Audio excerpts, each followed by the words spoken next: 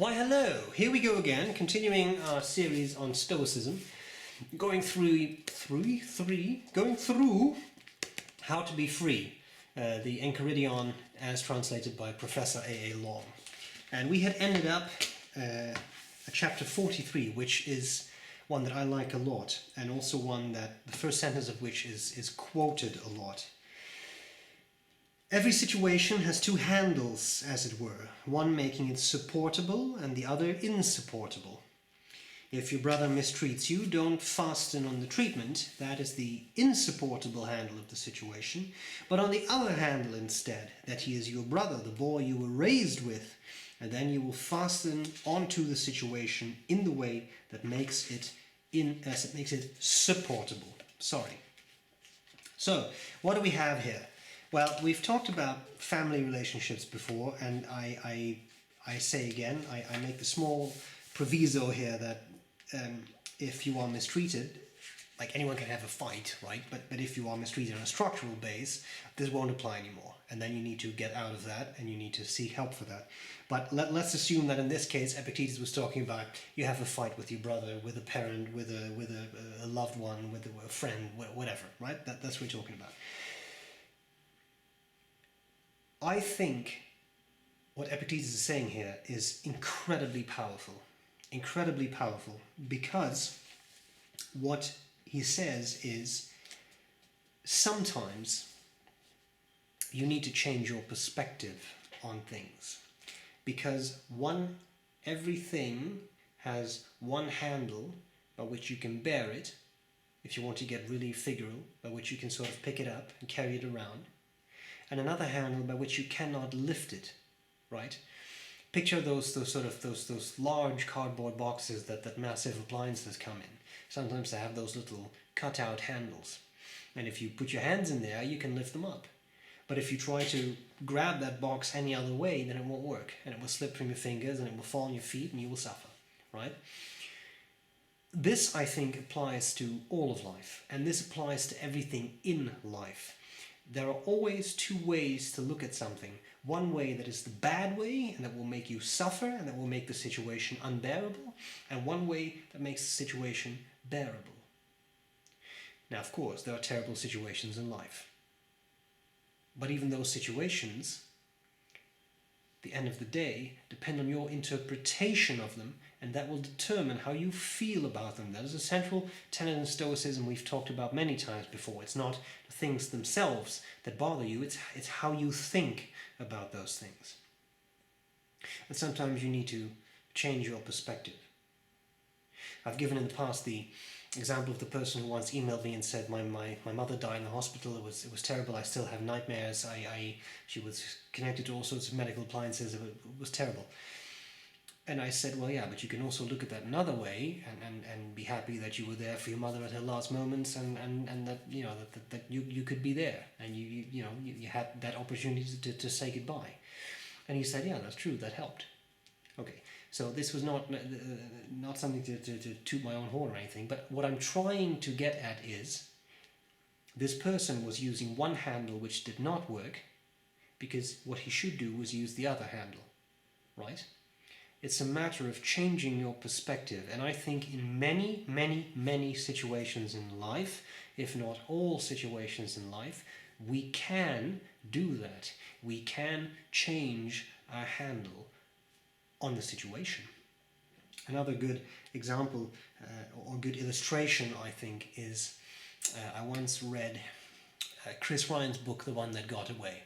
All right, so there was the Bravo 20 patrol, special air service behind enemy lines. This is real. This really happened. All kinds of things went wrong. They got the wrong radio frequency. They couldn't raise their base. They again stuck behind enemy lines. Most of them were sort of arrested by the enemy, were captured, and one person got away, one of these soldiers. And he describes in his book how he's walking at night, because he couldn't move during the day, right? So they wouldn't see him, or they might see him, so he had to walk throughout the night, and he describes how he kind of mentally deteriorates as he's walking, getting more and more exhausted through the desert, and he starts off with, well, maybe behind that dune there will be a city, and I can get in there, get transport, etc. And he gets more exhausted, and he thinks, well, I'll just climb onto that dune. That's my goal right now. And then he gets even more exhausted, and he thinks, I'll walk 10 meters. That will be my goal. Walk 10 meters. And walk another 10 meters and another 10 meters. And then he gets even more exhausted, and at some point his only goal is, I have to put one foot in front of the other. And then 1 foot in front of the other. And 1 foot in front of the other. Every situation has two handles. One handle could be, I'm in the middle of a desert behind enemy lines, I will die. The other handle is, I'm in a desert behind enemy lines, I have to put 1 foot in front of the other because I have to keep moving, and I keep repeating this process. It's the only thing I can focus on. It is the only thing that keeps me alive. And I think that is, again, a very helpful way to look at life, and a very helpful way to look at the situation you are in. And this may sound very difficult. It may sound like an incredibly difficult thing to do. And I'm not saying that it's easy, but I am saying that with practice, this becomes easier. Try to think to yourself, okay, I am in this situation. It is bad because of these reasons. How else can I look at this? What is another way for me to approach this situation? Well, maybe I'm creating this example on the spot here, but my romantic relationship has ended. Oh, it's terrible, I feel horrid, I will never find anyone else again, etc. Or you can say, well, this is sad. Again, Stoicism is not about extirpating your emotions. If a romantic relationship ends for whatever reason, let's say something innocent, but it has ended, you are allowed to feel sad. But you also have to move on, because it won't do you any good to stay sad. So your relationship has ended, and it's nasty, and it's painful, and it's sad, and you feel sad. But then you can also use the other handle, because that handle won't work. You can't pick up the situation, you can't pick up yourself with that handle. But you can use another handle. For example, well, actually, the relationship was kind of going downhill in the past months. It was frustrating, I was sad, I was maybe angry.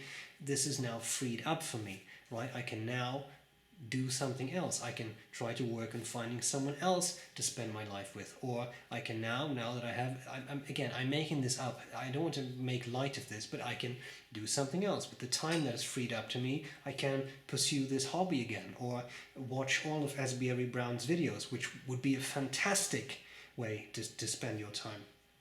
Right? So that is an option. So you have these options, but now you have a different handle. Now you have a handle that allows you to pick up the situation. Don't forget, the one thing that is so important in Stoicism, you are always, always, always in charge of your choices, of your thoughts, of your intentions, right? And of course there are consequences here too. You may not find another romantic partner, maybe not very quickly, maybe never. Right? So if you set yourself the goal of, I must find another romantic partner, that will be a problem. If you set yourself the goal of, I'm going to look for a romantic partner, you can always do that, and you will never fail. And I think that's another way to maybe change your handle on the situation a little bit, right? And you are always in charge of that. You're always in charge of those choices you make, of the intentions you have, and of your thoughts. And this again is a matter of changing your thoughts. You can't change the situation. If your romantic relationship is over, it's over. And you will not be able to do this and then it's all good again. That's not how the world works. But you're in charge of you. And you can make that change and make that difference. But maybe you just need to have a slightly different perspective on the situation. Now, a wise man once told me, this was, of course, my dear friend, Eric Orozco,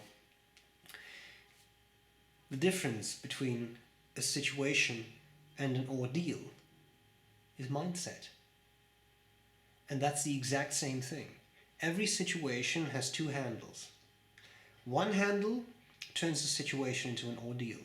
The other handle turns it into an adventure. It works. It's in your mind. Not in the real world, not in what's happening to you, but in your mind. And you're in charge of your mind. And I think that's an important message. And I think this is a great, great chapter. So, I hope this was useful. And as always, I'll gladly see you later. Bye-bye.